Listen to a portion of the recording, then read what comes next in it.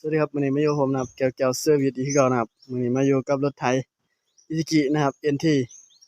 554นะครับ54แรงม้านะครับคันนี้ลูกค้าแจ้งเข้ามาว่าเวลารถทำงานไปสักพักนะครับเวลายกอุปกรณ์ยกผานนะครับยกผานยกใบมีดนะครับมีเสียงดังนะครับมีเสียงปั๊มห้องเสียงอิหยังจั่งซี้นะครับแล้วก็ฮ้อนหลายๆยกบ่ขึ้นนะครับนี่นะครับสเต็ปแรกนะครับก็คือเปลี่ยนถ่ายของเหลวนะครับเปลี่ยนถ่ายน้ำมันนะครับรถคันนี้บ่เคยเปลี่ยนน้ำมันไฮดรอลิกนะครับตั้งแต่ออกรถเลยนะครับครับอีกจุดหนึ่งก็คือนี่นะครับชุดกรองไฮดรอลิกนะครับตัวนี้ยังสกปรกเลยนะครับกรองตันเบิดนะครับนี่ครับอาญะนะครับแล้วก็ลูกค้าว่าเปลี่ยนใส่กรองใหม่ไปเลยนะครับนี่นะครับกรองใหม่นะครับ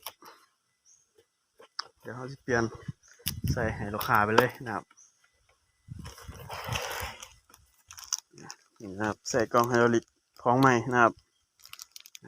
ผู้ใดสนใจอะไรนะครับหรือว่ารถมีปัญหาแบบนี้ก็ลองแก้